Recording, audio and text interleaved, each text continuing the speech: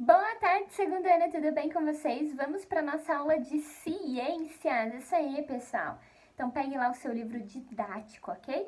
Lá no livro didático, na página 28, nós vamos falar agora sobre a reprodução das plantas. Então, pegue a página 28, coloque a data. Hoje é dia 9/7, tá bom, pessoal? E nós vamos falar agora sobre a reprodução dessas plantas, né? As plantas se reproduzem. Como que eu tenho uma planta e aí nasce uma outra planta? Como que isso acontece, né? Existem algumas formas de acontecer uma planta reproduzir outra planta, né? Uma flor reproduzir outra flor, uma árvore acaba reproduzindo uma outra árvore. Então, ali no nosso livro, ele está falando que as características dos seres vivos é essa capacidade de reprodução, né? Tanto dos animais quanto dos seres humanos e das plantas também, né? Então, as plantas, elas podem se reproduzir de diversas maneiras. E a maior delas tem flores, ok? Então, as flores... Ai, desculpa, eu tô com um pouco de soluço. As flores, elas vão gerar outras flores. Vai acontecer esse processo de reprodução. Então, aqui, ó, deixa eu mostrar pra vocês a florzinha que tem aqui. Tá vendo essa flor aqui? Miolinho da flor, lá no miolinho da flor, bem dentro da flor, sabe aquela parte amarelinha que às vezes tem no meio da flor? Ou às vezes que tem ali umas coisinhas amarelinhas, ou que fica bem no miolinho da flor, bem no meio da flor? Então, esse miolo da flor, ali ele vai ter uma parte ou feminina da planta ou uma parte masculina, ok? Nesse miolinho da planta, né? E algumas das flores têm essas duas partes. Então, a parte masculina da flor, ela vai reproduzir uns grãozinhos, que a gente vai chamar de pólen, ok? Esses grãos de pólen é a parte masculina que reproduz, ok? E esses grãos de pólen, eles precisam chegar até a parte feminina da planta. E aí, da flor no caso, né? E aí vai acontecer esse processo que a gente chama de polinização. Então, o que é a polinização? É quando eu pego ali o grãozinho que nasceu na parte masculina da planta e ele vai até a parte feminina e acontece a polinização que vai gerar uma outra planta. Esse processo, conhecido como polinização, ele pode acontecer com o auxílio dos insetos, né? Então, ali tem alguns exemplos, ó, as borboletas que vão lá em cima das plantas, elas acabam pegando esses grãozinhos de pólen, acaba grudando nas patinhas delas, né? Grudando no inseto, e conforme ela vai voando, vai levando para outras plantas, para as partes femininas da planta e até mesmo para o solo, né? Isso faz com que gere outras plantas. Né? A abelha também. E a abelha ali é legal, ó, porque vocês estão vendo aqueles pontinhos amarelos que tá grudadinho na abelha e que tá também na planta, ali bem no miolinho, que tá bem aumentado pra gente visualizar. Então, a abelha com o corpo coberto de grãos de pólen. Então, ela tá ali naquela planta buscando o néctar da flor para fazer o mel, ela acaba grudando esses grãozinhos de pólen. Então, à medida que ela vai se mexendo na planta, vai mudando de uma flor para outra, ela vai levando esses grãos de pólen até chegar na parte feminina da planta, que vai gerar polinização, né? Que é o encontro desses dois aí, dessas duas partes, feminina e masculina da planta, e os grãos de pólen, ok? Depois que o grão de pólen, ele chega à parte feminina da flor, vai ocorrer o quê? A fecundação. Então, o grão de pólen vai fecundar ali na parte feminina da planta e vai essa união das estruturas, da estrutura masculina com a feminina, vai gerar o quê? Um embrião, ou seja, uma sementinha, um embrião que dentro vai ter uma sementinha bem guardadinha, bem ali guardadinha, para que isso, mais para frente, a semente, que é esse resultado da fecundação, vire uma nova planta, origine uma nova planta, ok? Aqui do ladinho até tem, ó, o embrião com as sementinhas aqui, que é o resultado da fecundação. Então, o grãozinho de pólen que foi feito lá na parte masculina da planta vai acabar caindo dentro da parte feminina e vai gerar a fecundação, né? Que vai gerar uma sementinha, ok? Na página 29, coloquem a data também.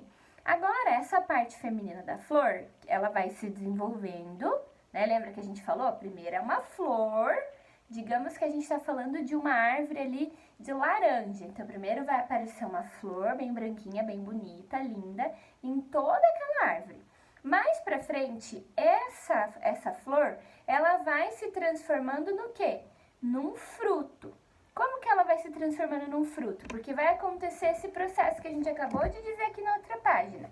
A polinização, né? O grão de pólen vai ser produzido ali na parte masculina da planta, vai acabar caindo na parte feminina, que vai gerar uma fecundação. O pólen vai encontrar a parte feminina e vai fecundar, gerando uma semente.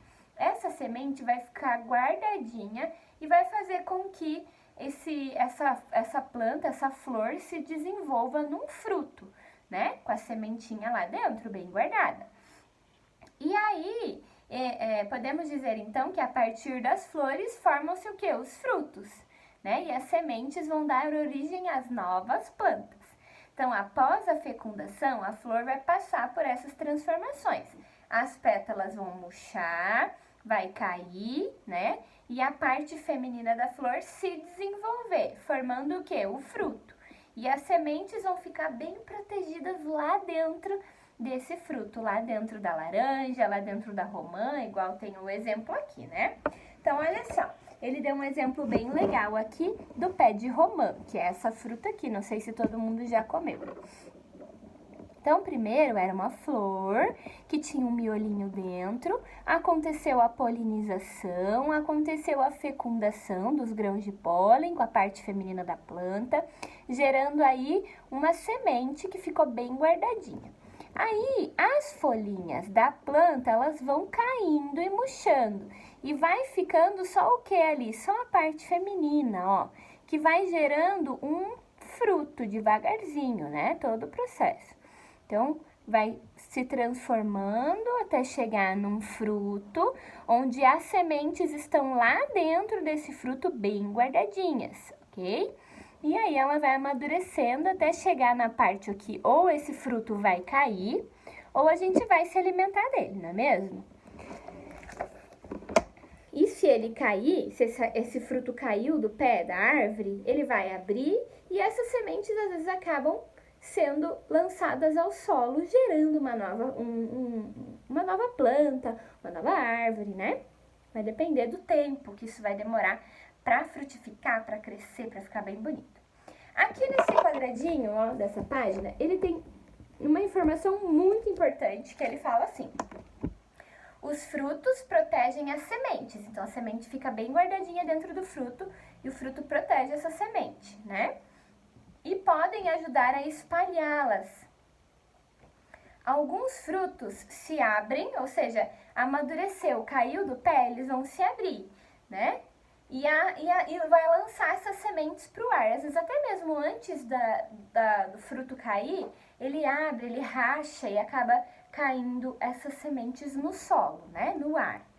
Outras acontecem o seguinte: os animais vão se alimentar desses frutos. Quando eles se alimentam desses frutos, eles vão eliminar as sementes através das fezes, ou às vezes eles vão cutucar ali aquele fruto, a semente acaba caindo, ou eles vão comer e na hora que eles vão eliminar as fezes, né? Eles vão eliminar no solo, automaticamente essa semente vai ser espalhada também no solo, né?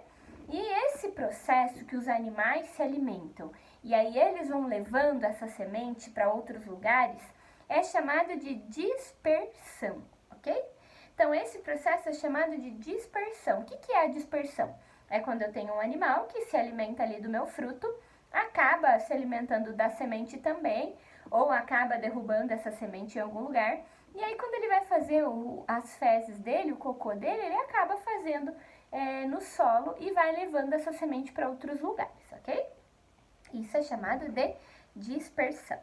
Então, agora a gente tem uma atividade ali, ó, da página 29, que é o lápis na mão. Ele fala pra gente observar a vida dos animais e plantas e é uma inspiração para muitos poetas, né? Então, é um poema do Beija-Flor e depois a gente tem que responder a outra página. Então, eu vou ler o poema para vocês, vamos acompanhando. O Beija-Flor.